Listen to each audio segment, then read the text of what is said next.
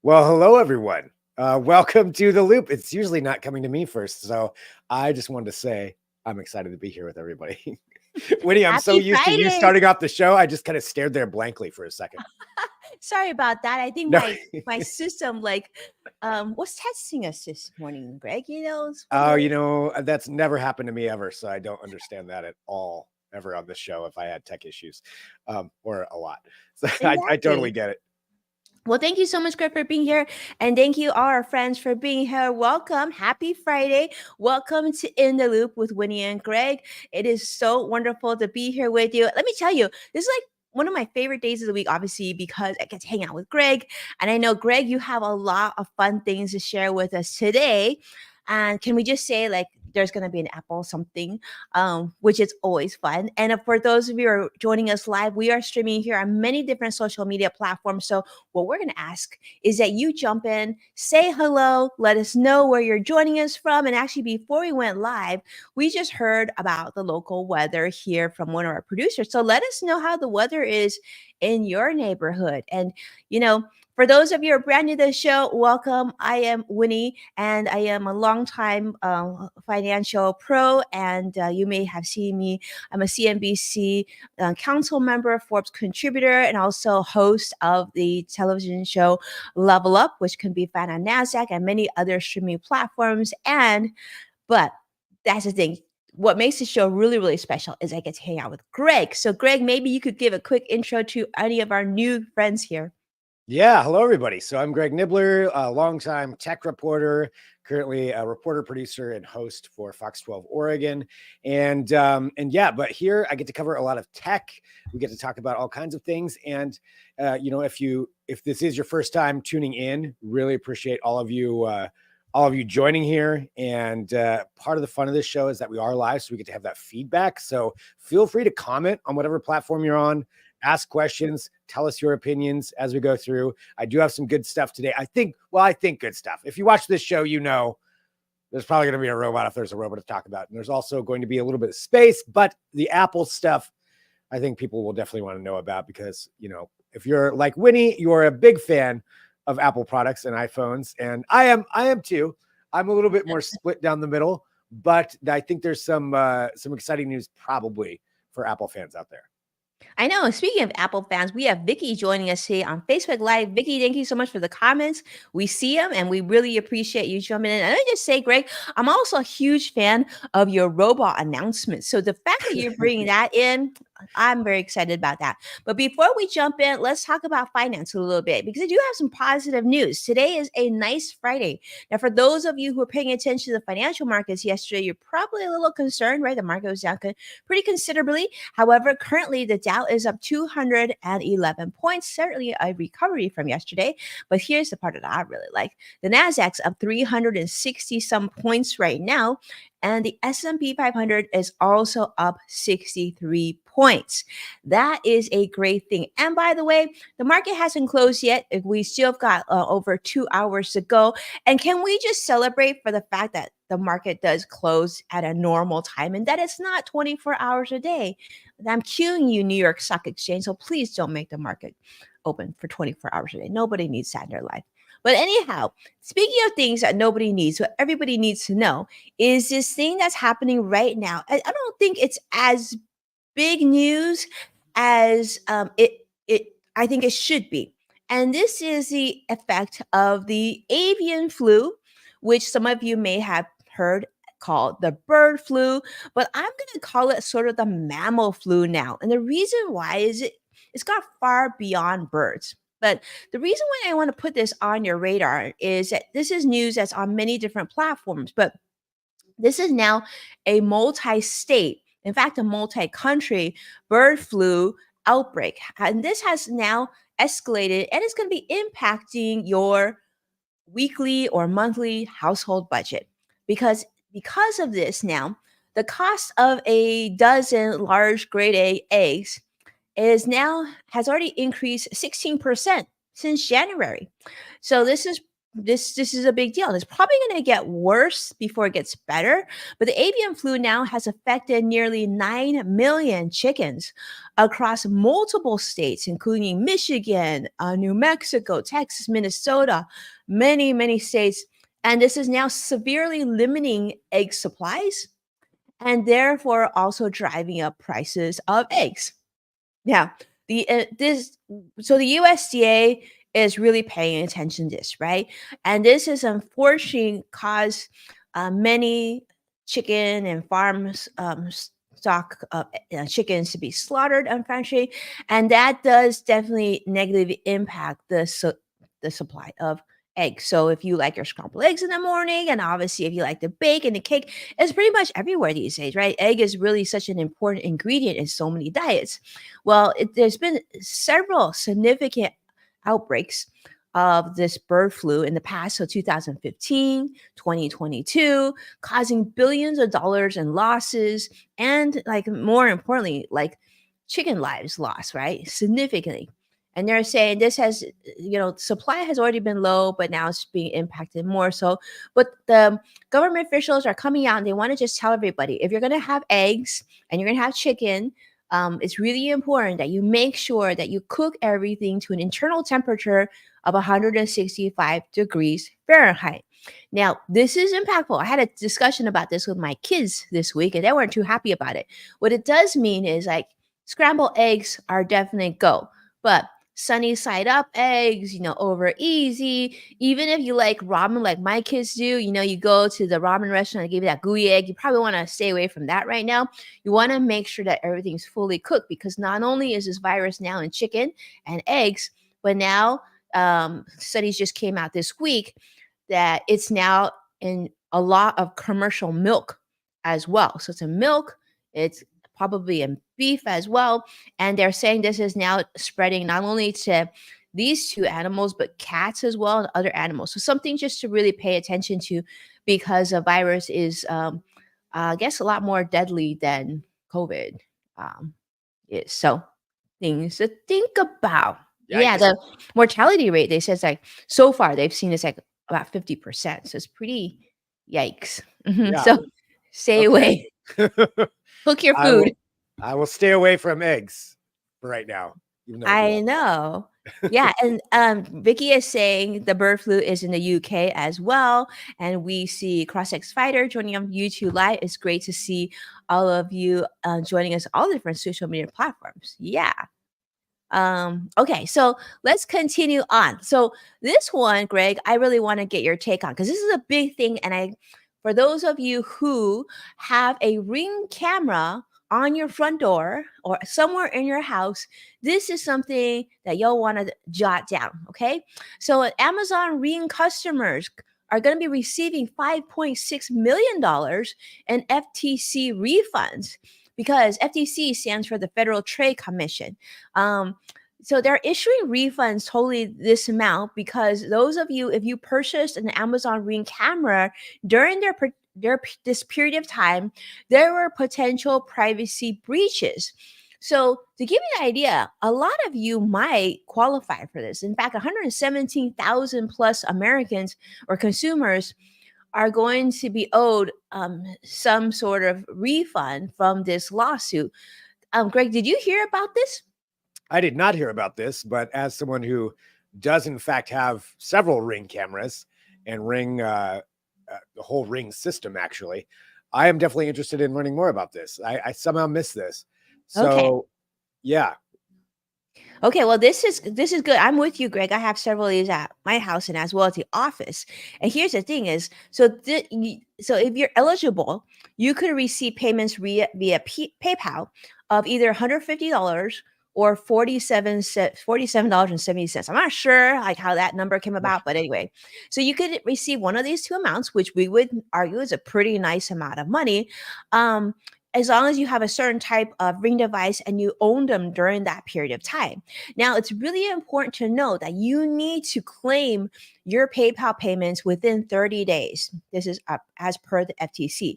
So I would absolutely jump on this weekend and take a look and see if you qualify, because the allegations are pretty serious as it pertains to this. I guess there have been cases of hackers who have threatened or sexually propositioned ring owners, which led to this settlement. And in fact, people were using this in not the best of ways, and not just other hackers, but I actually read in this study, including some employees, unauthorized video access by employees. So talking about real security issues. I didn't think that was a thing, Greg, but I guess it is. Huh? Yeah, I remember covering some of this a couple of years ago, or at least some incidents like this, where there were Ring actual employees who did access some of that, but then there were people who figured out how to hack in, Mhm. and yeah, were harassing people. They were scaring kids. Pretty, unnerving things. So I do remember some of those reports. And I'm sure there's more out there than just the ones that I'm referencing right there. So yeah, Wow. I also had Ring cameras during that time. So I will definitely be applying for Yeah. for my part of this settlement. Yeah. Vicky said scary. I think that's scary too. I guess, Yeah. I guess like most I'm gonna double check my husband. I think most of our ring cameras are outside of the house or facing outside the house, but I'll have to check with him on that. But maybe they're not. But I bet any sort of security system inside the house would be hackable and could use things like that as well. Yeah. I Yeah. don't know. That's a little unnerving. Mm. So Okay, well, like I just want to make sure everybody knows that. And then like my last story is on electric vehicles. But what I'm going to do is I'm actually going to build on that for next week, because I okay. think there's more that's coming in, because I definitely want to hear more what you have to share with us today, Greg. Sure. I've got a couple of things. So we'll start off with this for Apple fans out there, particularly if you're a fan of the iPad. Apple has some updates coming. So they announced it. It's going to be May 7th, big Apple event. If you follow along with any kind of tech, anytime Apple does an event, it usually is exciting, even if the products may not always be, or whatever's revealed. They do a really good job on these presentations. So as you can see right there, they're showcasing, somebody who's creative. There's always a little bit of a hint in the logos and designs they put out for their events.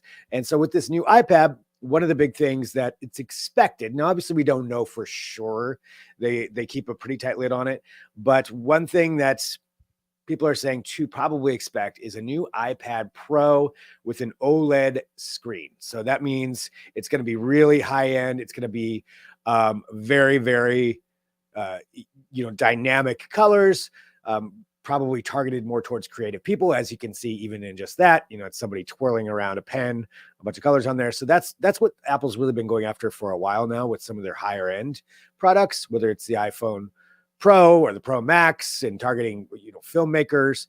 This is probably targeting artists a little bit more. So expect some things on that. Another thing that could be coming from that is maybe a little bit of a thinner iPad Pro. What other people are saying not to expect, though, is a new regular iPad. Sounds like that may be further down the line. I don't know if that would, maybe they'll get an update later on this fall when the new iPhones come out. Hard to say. This is what's expected, though. It's also expected to have that faster chip. So if you are at the M3 chip, which Wow. could be in there, yeah. So the M3 chip, I mean, Apple's chips have been pretty good so far, I got to say, from the M1 to the M2. If you have one right now, you probably have an M2, but M3, throwing that into the iPad Pro, it's probably going to make it pretty powerful, actually. I don't know what that's going to do to the price. I can't imagine this is going to be a very cheap iPad, but we'll see. There's also expected, again, a new iPad Air. So maybe a new updated iPad Air version, and then other peripherals. And I think that's also another clue. Maybe I'm taking too many clues out of this, but you can see the pen right there. I'm going to guess that there's something to go along with that to tie in to the whole creative aspect. But either way, it'll certainly be fun to see what Apple's come up with. It's the first update, I think, in like 18 months to the iPads. So Mm. this will be a big one, at least as far as if you're looking for the Pro level or the iPad Air. So new Apple stuff, May 7th. Definitely good to watch out for. Wow, that's gonna be fun, Greg. I mean, I think, I mean, I'm using an M1 chip MacBook Pro, and I feel like it's lightning fast. And on my Yeah. team, one of our directors just got upgraded to an M3 ProBook, and I think he's quite pleased with it. So I can't imagine having that fast a chip and an iPad. How exciting! I mean, Yeah. Yeah, it'll be really interesting to see what they show with it. And I'm gonna guess also, this is again speculation, but what the other thing that Apple's really hyped up in most of their recent presentations is tying it into that whole ecosystem. So if you have the iPhone, you can transfer something directly onto your iPad immediately or onto your MacBook and all of that stuff. So definitely a lot right there. That is the clue though for our next topic. A quick one here, just that TikTok stuff that we've been talking about here on the show for a long time about whether or not TikTok could be banned. And now there is a pretty solid movement that has passed through, and that's being sued. But this is a law that was passed in this bill that Joe Biden signed that could ban TikTok within about a year. Originally, the bill was going to say 6 months, but now it's a year if ByteDance, which is the ultimate owner of TikTok and a Chinese-based company, a China-based company, if they don't divest themselves from the U.S. version of TikTok. So right now, it is ultimately all owned by ByteDance, and TikTok has said they have no, their servers aren't located there. They don't take orders from the Chinese government or anything like that, and they don't share information. But that's the concern that Congress has, is that all of this information is ultimately going back to China and going back to the leadership, the Communist Party, and that could be used for nefarious purposes. So we'll see where this goes, but it is going to be a big battle. TikTok's already going to be starting some advertising campaigns against this. The CEO came out with this statement. They're kind of rallying everybody around it, saying it's a freedom of speech issue. And there's a lot of people. I think it's 1/3 of the U.S. has a TikTok account or something like that. It's estimated. So there's a lot of people on TikTok, and this will definitely be a big issue the closer that we get to that deadline. And we'll see, as I've been saying before, we'll see if it starts affecting the election in any way, shape, or form. I mean, that's a lot of people on TikTok. If you could motivate them to sway one way or another, if you actually got people out to vote, yeah. yeah, and I heard that. It's interesting that I mean, I've been following a story too, Greg, and I even heard that, Biden's campaign has already said that they actually will be using TikTok for their campaigning for 2024's election as well. So they're Yeah. going to be using it as a tool. But I think that it's interesting too. We should note that, getting the congressional support, it was actually bipartisan support. It was a pretty overwhelming majority that voted for this measure. And then it went to Joe Biden, President Joe Biden, to sign. Um, but you're right. I mean, like, I think Vicky is sharing this right now, and so is CrossX Fighter with us live, saying that they all feel bad for the TikTok users, and that's a good point. Like, the question is, do you feel like it would impact the users? I feel like that it's not that the government wants to do away with the tool; they don't want to do away with TikTok. I think it just seems like they still want to keep TikTok. They just want to make sure it's safe, right? Yeah. Yeah. They want to remove the connection to, I mean, really what it boils down to, they want to remove the connection of all that data to the Chinese government.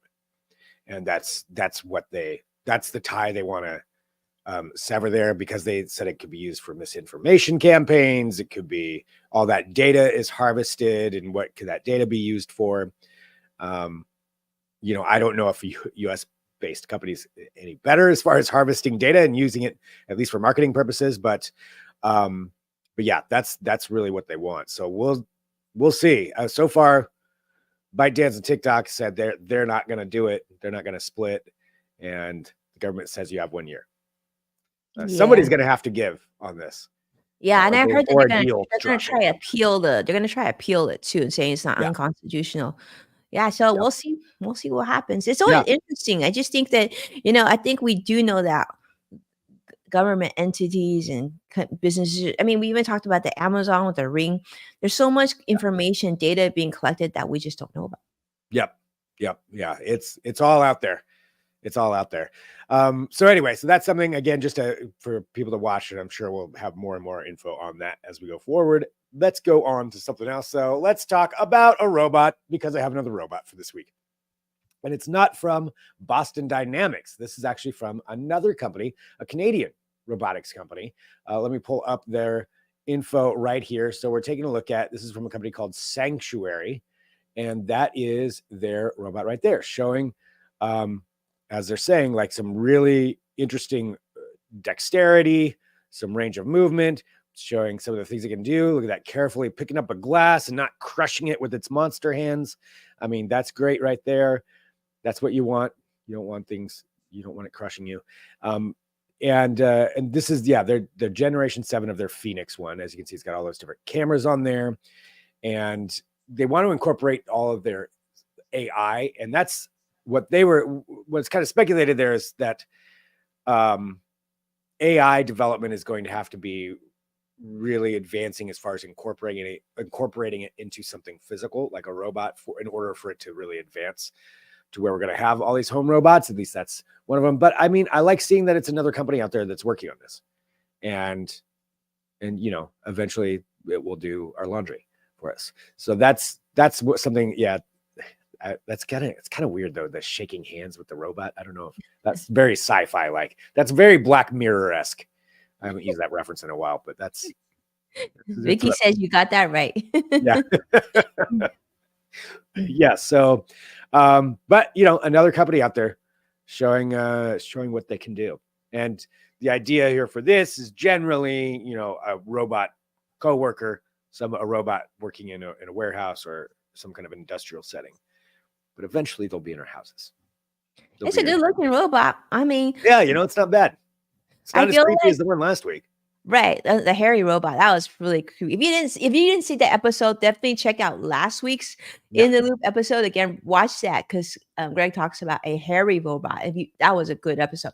But I don't know, Greg, it's fun because I feel like every time you bring on a new robot, it's almost giving us like sort of a early preview, like which robot would you want in your house? Like, I don't know necessarily need a robot that will shake my hand, but certainly the dexterity, maybe that means that they'll be better at unloading the dishwasher and putting the silverware away because of the hand. So yeah, we're waiting. We're just waiting for that day. Yeah, they're weird, creepy robot hands, but it wasn't crushing the glass. So I mean, that's good.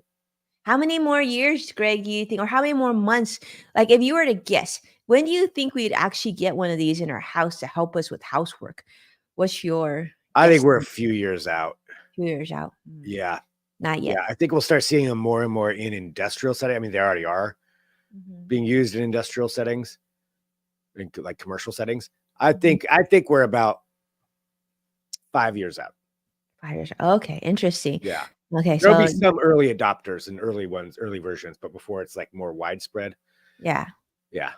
Because you see, I mean, we have those sort of like what they call the robot vacuum cleaner. And I don't have one now, but I had one of the early renditions, and it was so like lackluster, disappointing. I don't know if they're like way more improved now. Would love to hear if anybody has one and uses it and is just so impressed by one, because that'd be good. But 5 years, I think it just feels like 5 years is so slow compared to how quickly AI and all these developments are coming about, right? I mean, I could be wrong. I'm guessing, but yeah, maybe not. Maybe it'll be faster than that. I think AI will be rapidly advanced by then. You're probably right, though. You're probably right. 5 years. Yeah, I think it's just good it's going to be the manufacturing process once they do fine tune it. And then it'll be the compliance and the legality and the privacy and all that stuff, right? Yeah. Like if they this much, like what we're seeing with TikTok and with Ring cameras, like that level of scrutiny as well. Like, yeah, because they're gonna have to have some sort of recording device. They're gonna have to have some access to Wi-Fi for us to make changes, right? It's just like having an electric vehicle, like there's software updates or iPad. Yeah. So there's that, and I think your 5 year could be right, just because from a cost standpoint, it would have to be cost effective enough for at least enough Americans to be able to purchase one, or at least one. Yeah, and Sanctuary was saying they were able to get the cost down on this. That was one other part of their story, but Yeah, I think in also, we just talked about Amazon and Ring getting hacked. I don't want somebody hacking my home robot, Yeah. with its hands slowly reaching out to you. Yeah, see, I don't like that idea. So It doesn't even have to do something like that, right, Greg? I mean, it could be even something simple. Like, let's say it pins it so you can't get out of a room. I mean, that creates enough havoc already. So, yeah, yeah. yeah, I don't like that. I will say I do have one of the robot vacuums. Mine's probably about 3 years old at this point, somewhere around there. Um, it it does, it's fine. It does do some work. I mean, I've got a big dog who tracks in a lot of dirt and stuff, so it's pretty good about that. Do you use Pretty it good. every day? Yeah, usually. Yeah, it's like it's on a timer. So it's I think it's at night is when it generally does its work. Oh, that's Um good. yeah, sweeps up the floor and stuff. But there's some really fancy ones out there too. We could do a section on that here at some Me too. point. I'm just curious to see if people because I remember my first one. I got a Roomba, right? And it just like barely worked. And then so I was like, ah. And then I've been trying to like ask different people now, like, do you like them? And I haven't found anyone just saying, oh yeah, it's life changing. Haven't heard that yet. Yeah, I don't know about life changing, although there is some of the newer ones that do the mopping as well Hmm. as That would sweeping. be I cool. like that idea. But does it work well? Does it work as well? Like, does it truly mop well? Yeah, yeah. I'm not sure. I'm sure that I'm gonna guess some of the higher end ones will, but yeah, I don't know. That's something we could research here at some point, and see if we can get Yeah, some Vicky info on is that. saying robot hoovers, cool. That's true, Vicky. Um, Yeah. Well, we'll see. Yeah, we can do a segment on that. I do have one last thing here, though, before we go, and this has to do with some more space travel. So currently, SpaceX, with their Dragon Crew capsule, they have been the only U.S. based company to take astronauts, people to space to the International Space Station since the shuttle program. So it's all been SpaceX, and that is about to change because Boeing's Starliner just received official final approval to send 2 humans in their capsule up to the International Space Station, and it's happening soon. So this is going to be on May 6th. So May 6th, you have Starliner. May 7th, you have the Apple event. There we go. So taking a look right there, they're sending 2 astronauts, 2 former astronauts, NASA astronauts up there to the International Space Station. So this will be a new company that is going up there. I'm going to guess Boeing could probably use the positive news yeah, of, that's what I was gonna say. I hope it's a little safer than our airplanes because yeah, now whenever I book a flight and I see Boeing, I cringe a little bit. Like, do I want to yeah, take my family on a Boeing? I don't know. yeah. I got one of those in a couple of weeks. Yeah. But yeah, it's Boeing's Starliner program. So there you go. There's the 2 astronauts, Butch and Son. That's some good astronaut names, right? Butch and Son. And so yeah, Butch and Son, and they're going to be heading up to the International Space Station. So yeah, as long as it's successful, and you certainly hope it's successful Yes, in all aspects, please. that does start to expand then the possibilities for competition, for more companies being able to send people up into space. It could lessen SpaceX's grip on it a little bit, or at least spur some more innovation. So I think it's a good thing. I'm excited to see it. Healthy competition. Healthy Yes. competition is a beautiful thing. But Boeing, please do a good job. Please make sure that you double check, triple check, and make sure this thing is safe because we want Butch and Son, we want them to come Yeah. back safely. And like, whoever's working on your planes, don't have them working on this. Yeah. No. And fix those planes, please. We want to be able to travel safely. Fix the place. We don't want Yes. doors flying off. Ugh. No. No, I don't want that too. No. I'm a No. window seat person too, so that's not good for me. Yeah. But there we go. So that's some of the stuff that I had for this week, and obviously some things to look forward to for the next couple of weeks. But if anybody has any suggestions, ideas for topics, feel free to send those over anytime. Absolutely. Yeah. Yeah, and thank you everyone for tuning in. It's wonderful to see all of you, and it's even better to spend a beautiful Friday with all of you. And we're looking forward to it. I think, Greg, so next week we are into May, right? Oh my gosh, we are. Yeah. Yeah, and that means the beginning of the month, which also means that we'll probably kick it off with a what to watch. So, if Yes. you have any suggestions on what's on your radar, whether in the movie theater or streaming, definitely send them our way. You can find at Greg Nibbler or at Winnie's Son, and then send us your suggestions or anything else that you find interesting that should be on your radar, because that's what makes the show fun. Yeah, being absolutely. So send it on over, and everybody have a great weekend. And yeah, thanks for being here. We'll talk to you next week. Bye-bye.